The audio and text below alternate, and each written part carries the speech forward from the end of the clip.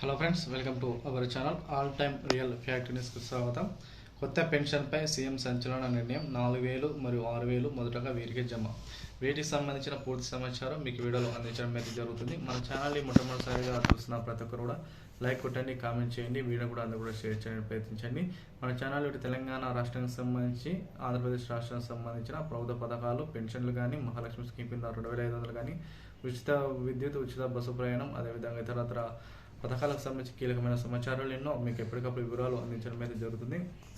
ముఖ్యంగా తెలంగాణ రాష్ట్రానికి సంబంధించి ప్రస్తుతం పెన్షన్ల కోసం వెయిట్ చేస్తున్న పెన్షనర్లకు రాష్ట్ర ప్రభుత్వం అయితే శుభవార్త ప్రకటించే అవకాశాలు ఎక్కువ సంఖ్యలో ఉన్నట్లు సమాచారం. వీటికి సంబంధించిన పూర్తి సమాచారం తెలుసుకోవాలనుకుంటే వీడియోని ఇక్కడ స్కిప్ చేయకుండా చివరా చూడండి. ఫస్ట్ టైం చూసినట్లయితే సబ్స్క్రైబ్ చేసుకోండి, బెల్ గంటను ఆన్లో పెట్టుకోవడం మర్చిపోకండి. వివరాలకు వెళ్ళిపోయినట్లయితే జూన్ 2వ తారీఖున తెలంగాణ రాష్ట్ర ప్రభుత్వం అయితే పెన్షన్లను విడుదల చేసే అవకాశాలు ఎక్కువ సంఖ్యలో ఉన్నటువంటి సమాచారం. వృద్ధులకు 4,000 రూపాయల నుండి 5,000 రూపాయలు, వికలాంగులు 6,000 రూపాయల నుండి 7,000 రూపాయలకు మరింత పెంచే అవకాశాలు ఉన్నటువంటి సమాచారం అయితే రావడం జరిగింది.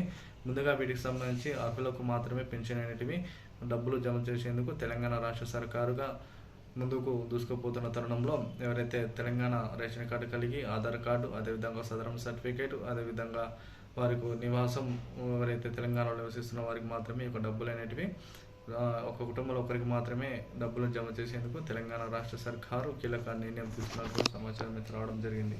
వీడియోలో భాగంగానే కొత్త పెన్షన్లపై కూడా సీఎం కీలక నిర్ణయం తీసుకున్న నేపథ్యంలో ఒంటరి మహిళలకు వీడియోలో పెన్షన్లు అందరూ కూడా పెన్షన్లను మంజూరు చేసే అవకాశాలు అయితే కనిపిస్తున్నాయి. వీటితో పాటు కళ్ళు గీత కార్మికులు ఎవరైతే ఉన్నారో వారు కూడా వీటిని ఇచ్చేందుకు రాష్ట్ర ప్రభుత్వం అయితే గ్రీన్ సిగ్నల్ ఇచ్చినట్టు కూడా సమాచారం. అదేవిధంగా రాబోయే రోజుల్లో కూడా పెన్షన్ మరింత పెంచాలి, వీటి యొక్క పెన్షన్ ఏజ్ అనేది తగ్గించని కూడా రాష్ట్ర ప్రభుత్వం కీలక నిర్ణయం తీసుకున్న సమాచారం అయితే రావడం జరిగింది. ఇటువంటి తాజా సమాచారం కోసం మా ఛానల్ లైక్ కొట్టండి, కామెంట్ చేయండి, షేర్ చేయండి.